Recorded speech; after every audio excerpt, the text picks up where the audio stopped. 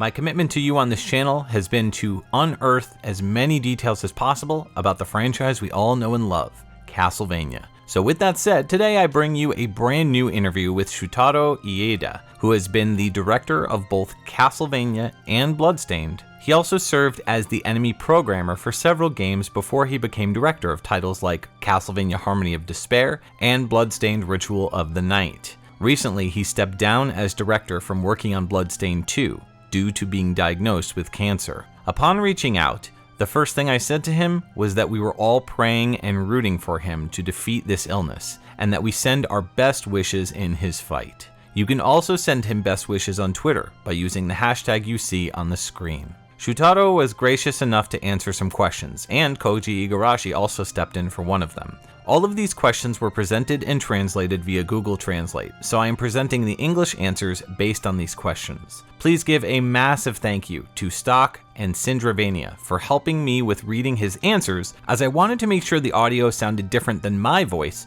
to keep the conversation sounding fresh. You can check out both of their channels down below, links provided. I hope you enjoy the interview, and huge thanks again to Shutaro and Iida for answering my questions. First, how did you get hired by Konami, and what was it like in those early days working on titles like Sexy Parodius? I submitted a program work and was accepted. This is exactly the case with Sexy Parodius, which was a port from the arcade when it was new. I also helped out a busy team. Even with new titles, I wanted to be involved in the project from beginning to end, with only mid-partial help. At this time, I was not involved in game design. Your first Castlevania title was Aria of Sorrow. How did you come to work with Iida's team? I worked with Mr. Toshihiro Furukawa, who designed the game, Symphony of the Night, and taught me the basics of game design. That's how I decided to work with Iida. Due to Mr. Furukawa's resignation, the director at the time gave me free rein to design the game. While I was programming, I created a complete list of player specifications, souls, enemies, gimmicks, items, etc. This is the first time I've designed a game that focuses on how to use them and how to clear the game. I also did adjustments in placement. Baylor is the first boss that I thought of and implemented. I also programmed it, so I implemented it. Because the work was well received, I ended up doing more work on subsequent works, including game design, planning, world setting, and stories. You also worked as the enemy programmer for games like Lament of Innocence. What were the challenges you faced working on a 3D project as compared to a 2D game? I was a mid-participant. My personal issues, or rather, my impressions when I participated, were that the game cycle was monotonous, and that the level design could have made better use of 3D. I also felt that there was a problem with the camera, and when I participated, I made a proposal to change the level design. But the project was already well underway, so the idea didn't get through. At the time of his participation, Leon was only able to perform the same attack 3 times, and was not a hero who could perform a wide variety of actions. So I suggested some actions and asked them to add some. Perfect Guard and combos are specifications that I suggested and had them add. After that, I thought about the specifications of the bosses and added more enemies. But I didn't really do anything that would qualify me as a game designer. As a programmer, my schedule was quite flexible. I remember being a little jealous because the schedule for Aria of Sorrow was much tighter comparatively. Of all the Castlevania games you've worked on, do you have a favorite? Portrait of Ruin is the second DS game. I have a lot of feelings for this project because it was the first time that the story setting that I came up with, including not only the game design, but also the character world setting, became a work. That said, even in Aria of Sorrow and Dawn of Sorrow, there are some lines and settings that I added arbitrarily, such as the main character liking curry, and I also wrote the flavor text. I also liked manga stories and often included them. Although I wrote the original work for Julius mode, I remember being happy that I had set the story for the main story. As for the character, I really like Shanoa.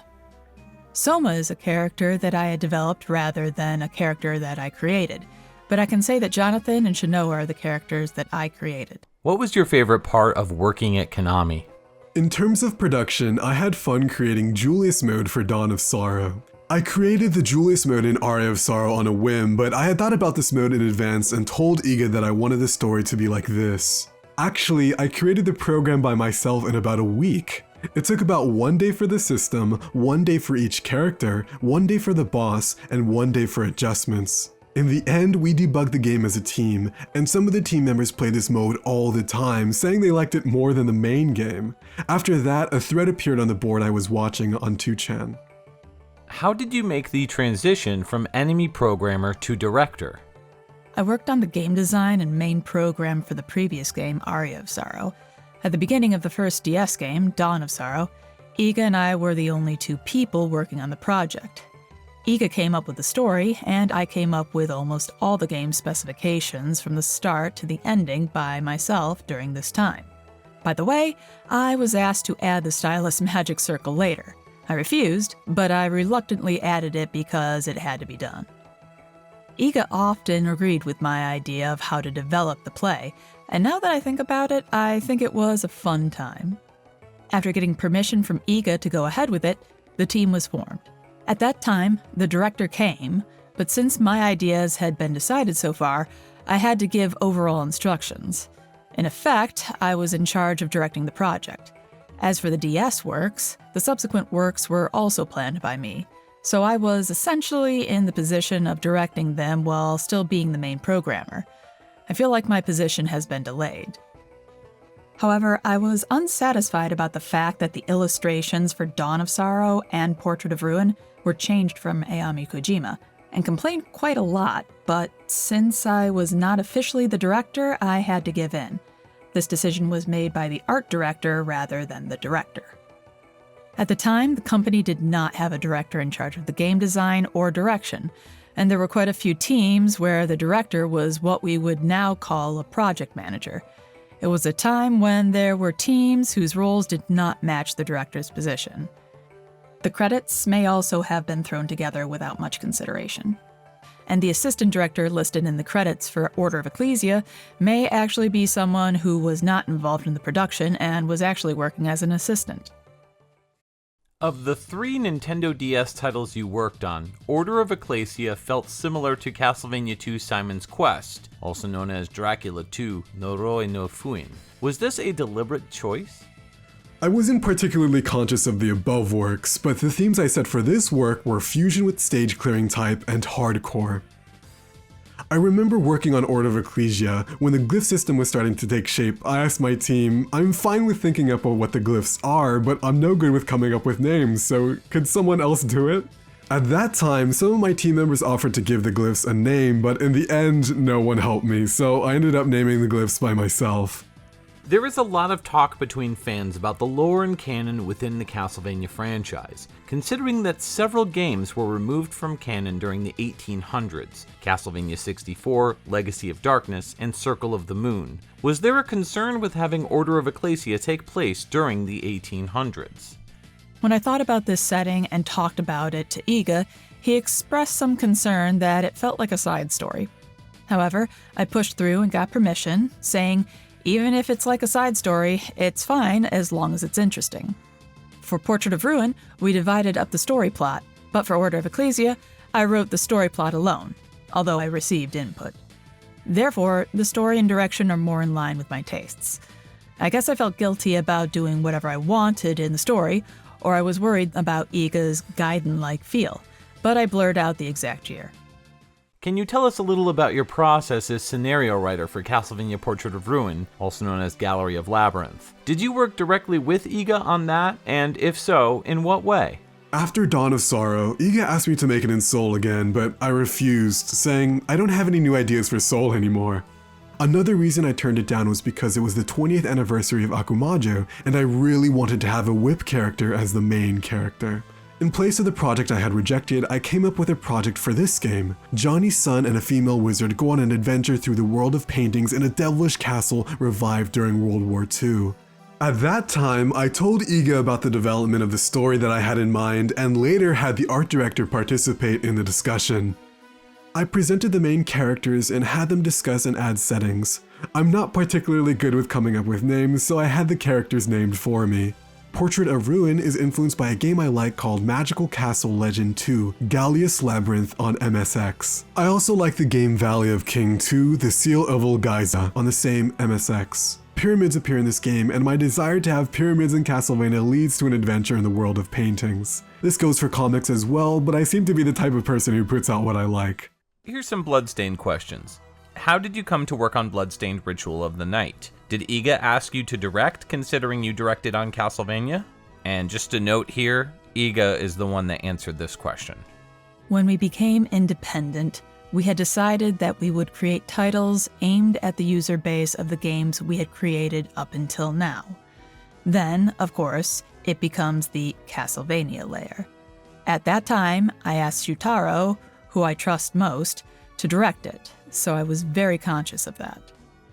What was something you wanted to avoid with directing Bloodstained Ritual of the Night as compared to Castlevania?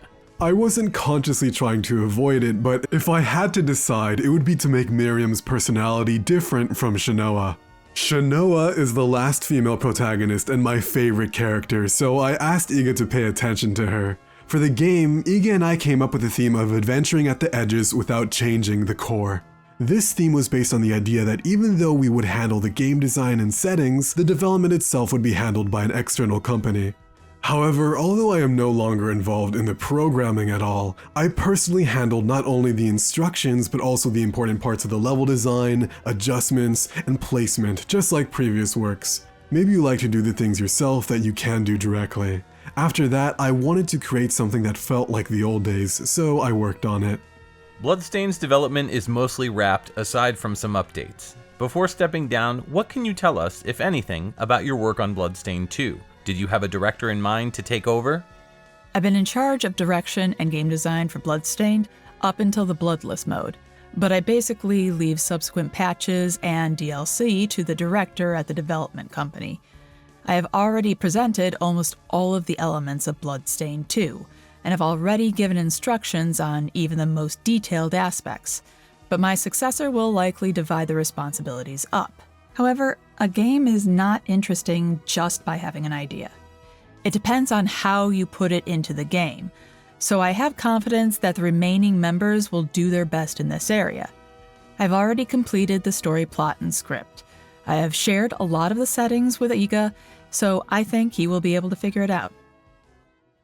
Back to Castlevania, and this is a two-part question. If you could create a Castlevania game again, what would be your dream scenario or story or characters? Would it be non-linear or more like the classic linear style games? Secondly, I know the Demon Castle War 1999 game was something you were planning. How far along, if at all, was development of it? Demon Castle War 1999 was set up by Iga and Furukawa rather than me and was only a concept. We often talked about how we would like to do things like this. If I could make Castlevania again, I'd like to make it either 1999 or Harmony of Despair 2. Both have talked about some ideas, but nothing concrete has been done. Final question. If possible, I would also like to know the origin of the name Shanoa. Some people online speculate that the name Chat Noir comes from the French name for a black cat, Chat Noir. Is there any truth to this rumor? That rumor is correct. I think we talked about this at the time of development. The name was given to me by the player daughter. We called pixel artists daughters. This is the person who drew Shanoa in the game.